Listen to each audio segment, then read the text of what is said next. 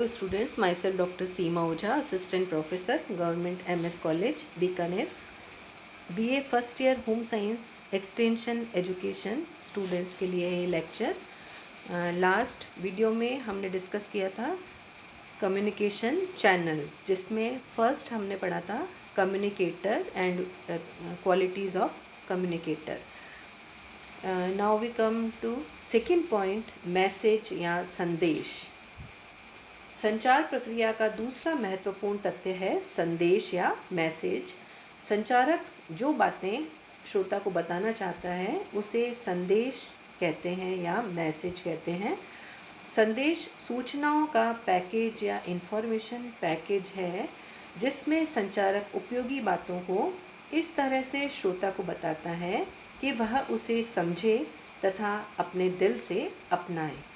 प्रसार कार्यकर्ता कृषकों को उन्नत बीज का प्रयोग करना, आधुनिक तरीके से खेती करना, पशुपालकों को पशुपालन की जानकारी देना, माली को बागवानी के बारे में बताना, गृहिणियों को फल सब्जियों के संरक्षण के बारे में सिखाना, किचन गार्डन के बारे में बताना या उनमें फल सब्जियां किस तरह से अच्छे से लगाई जा सके उनके बारे में जानकारी देना, बालकों की अच्छी तरह से परवरिश करना आदि बातें बताई जाती हैं। तो ये सब बातें हैं वह या ये सब पॉइंट्स हैं वह संदेश कहलाते हैं। सरल शब्दों में संदेश वह सूचना है जिसे संचारक अपनी बातों को श्रोताओं को इस प्रकार से बताता है कि वे उसे समझें, अपनाएं तथा अपने जीवन में उन्हें अमल करें या आत्मसात करें। एक अच्छा संदेश वैध, प्रमाणित, सुस्पष्ट, व्यापक तथा श्रोता के लिए उपयोगी होना चाहिए।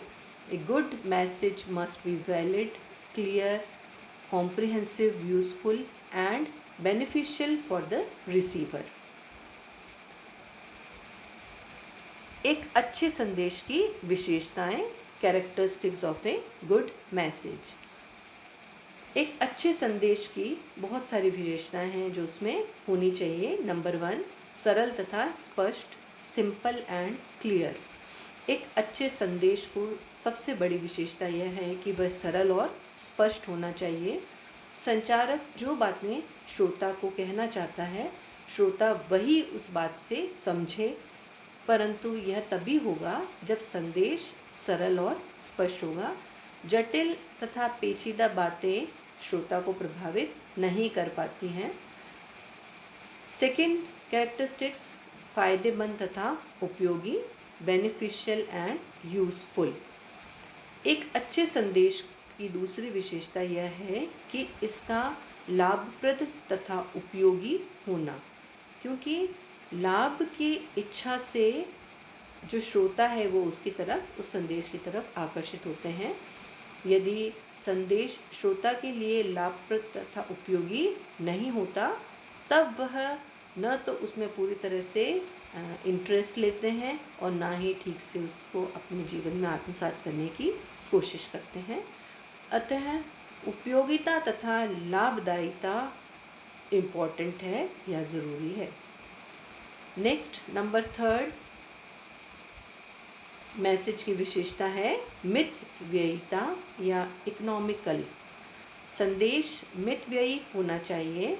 कहने का तात्पर्य है कि संचारक संदेश द्वारा जो बातें श्रोता को बताना चाह रहा है, जो विधियां उसे सिखा रहे हैं, वह ज़्यादा खर्चीली नहीं होनी चाहिए या उनमें बहुत सारे इक्विपमेंट्स जो कि कॉस्टली हों वो उसमें उपयोग में आने वाले नहीं होने चाहिए। उसकी जगह लोकली अवेलेबल जो मटेरियल है या लोकली अवेलेबल इक्विपमेंट्स हैं उनके साथ में या मितव्ययी जो इक्विपमेंट्स हैं वो उन्हें बताया जाए और उन्हीं से उन जो नई टेक्निक्स हैं उनको या खाना बनाने की विभिन्न विधियों को बताया जाए जो कि इकोनॉमिकल हो। कम से कम पैसा खर्च करने वाली तथा जो बातें सिखाई जा सकें उसे ही सीखता है अधिक खर्च वाली बातों को या अधिक जिसमें इक्विपमेंट में एक्सपेंडिचर हो, वो श्रोता नहीं सीखना चाहते। नेक्स्ट, सामाजिक तथा सांस्कृतिक अनुरूपता या सोशल एंड कल्चरल सिमिलैरिटीज़। संदेश ऐसा हो कि जो लोगों की सामाजिक तथा सांस्कृतिक रीति रिवाज परंपराओं से मेल खाता हुआ होना चाहिए। ये बातें ऐसी होती हैं जो व्यक्ति के मन और उसमें रची बसी होती हैं, उसकी भावनाएं दिल के अंदर होती हैं। अतः संदेश प्रेषित करने से पहले वहाँ के लोगों की सामाजिक तथा सांस्कृतिक मूल्यों तथा परंपराओं को जानना चाहिए, तभी वह सक्सेसफुल कम्युनिकेशन हो पाएगा। अगर संस्कृति के ऑपोजिट या उनको ध्यान में नहीं रखते हुए कुछ हम मैसेज तैयार करेंगे तब वह सक्सेसफुली कम्युनिकेट नहीं हो पाएगा। नेक्स्ट, विभाज्यता या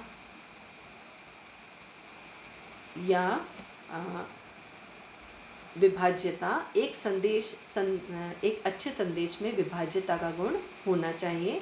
हम जो संदेश देना चाहते हैं उसका उद्देश्य होता है अधिक से अधिक लोगों को लाभ पहुंचाना, नई बातें, नवीन विचार, नए उपकरणों को अपनाना सभी के बस की बात नहीं है। प्रारंभ में ये चीज़ें बहुत ही मुश्किल लगती हैं, जैसे कंप्यूटर का यूज़, लेकिन धीरे धीरे लोगों तक इस बात को पहुंचाना और उसके उपयोग को बताना चाहिए जिससे लोग उनको यूज़ में कर सकें और नवाचार जो हैं वो लोगों तक फैल सके, नवाचार को वो उपयोग में करना सीखें। नेक्स्ट, प्रभावशाली एवं उद्देश्यपूर्ण, इफेक्टिव एंड पर्पसफुल। संदेश प्रभावशाली होना चाहिए जो श्रोता के मन मस्तिष्क को झकझोर कर रख दे, श्रोता उसे अपनाने के लिए तैयार हो जाए तथा संदेश से उद्देश्यों की पूर्ति होनी चाहिए, जिससे जो हम मैसेज देना चाह रहे हैं वो मैसेज जो है वो सभी लोगों के लिए प्रभावशाली, इफेक्टिव और पर्पसफुल होना चाहिए।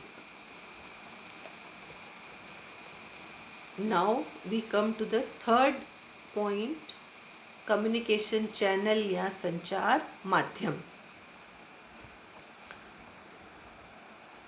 कम्युनिकेशन चैनल या संचार माध्यम एक बहुत इम्पॉर्टेंट स्टेप है या तीसरा महत्वपूर्ण चरण है। संचार माध्यम कम्युनिकेशन चैनल, इसके बिना तो संचार कार्य हो ही नहीं सकता। संदेश को जिस माध्यम से श्रोता तक पहुंचाया जाता है उसे संचार माध्यम कहते हैं।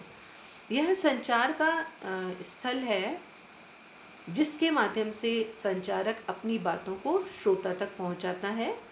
यह कोई व्यक्ति या वस्तु हो सकता है, जैसे कि रेडियो, टेलीविज़न, टेप रिकॉर्डर, अखबार, पुस्तक, पत्र पत्रिकाएं, मोबाइल, कंप्यूटर, टेलीफोन आदि। यह संचारक तथा श्रोता के बीच एक ब्रिज या सेतु की तरह कार्य करता है। अतः संचार माध्यम का चयन काफ़ी सोच समझकर विचार कर करना चाहिए। जैसे यदि निरक्षर जनता को कुछ सिखाने के लिए लिखित सामग्री का प्रयोग किया जाएगा तो वह व्यर्थ होगा, इसलिए उन्हें ऐसे कम्युनिकेशन चैनल का प्रयोग करना चाहिए जिसमें कि लिखने पढ़ने से संबंधित जानकारी उनको सिर्फ श्रव्य दृश्य सामग्रियों का या ऑडियो विजुअल एड्स का ही प्रयोग किया जाए तो वह अधिक इफेक्टिव होगा। थैंक्स।